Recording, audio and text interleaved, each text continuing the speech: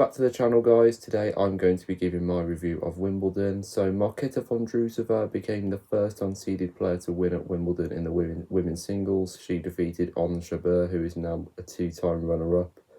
I thought Jabeur was going to play a lot better than she did. It was a bit of a disappointing performance from her. She had a few unforced errors, hitting a few shots into the net, but we shouldn't let that take it away. We shouldn't take that away from how she played throughout the whole tournament, beating Elena Rybakina, the defending champion, and she had a brilliant comeback against Aryna Sabalenka in the semi-finals, coming from one set down to win. But I think a lot of credit's got to be given to Vondrousova. I think she played really well throughout the whole tournament. No one really expected her to get this far because last year she was in an arm cast. So, and now she's in the top 10 again. A new career high rank. I think she's 8 or 9 in the world now, so it was a very good tournament from her. The fact she was unseeded as well makes it brilliant, because you see this a lot now in women's tournaments. You've seen it for quite a few years actually. More women who've won tournaments who are like close to the quarter semis are more like unseeded or like higher rankings, like lower rankings, closer to like the 32 mark than to like say the top 8. I think that's really good as well, because I think it gives it a chance to everyone really, and the fact that's happened a lot in women's tennis shows it's very competitive throughout the whole rankings really, because you don't really see it like, for example, in men's tennis, where you see a lot of the quarterfinalists and semis higher ranked players from like 1 to 4 to 8.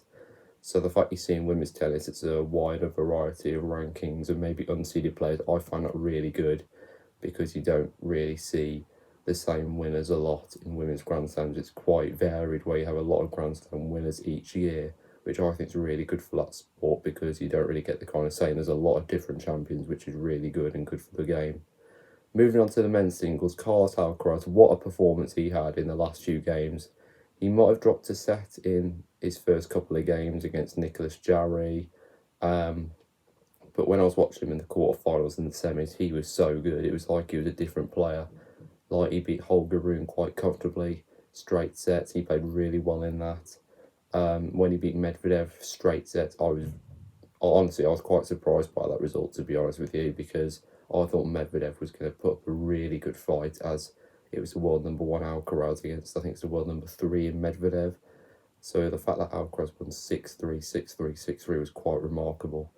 And I thought Djokovic was going to win, to be honest. I just had this feeling that Djokovic's experience would get the best of him.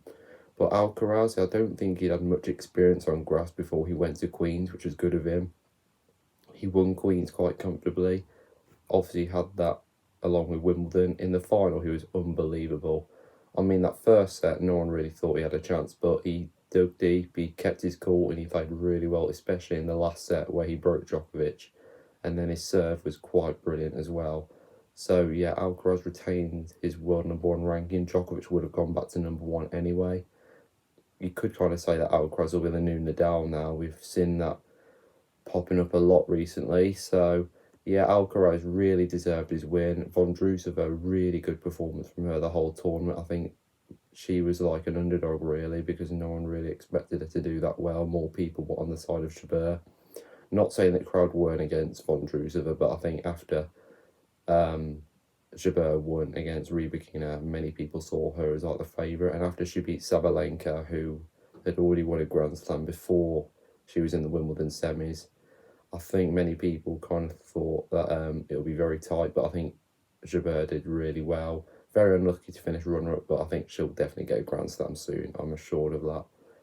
Alcaraz, I'm pretty sure he's going to win a lot of Grand Slams in the future. Djokovic, I think, is just...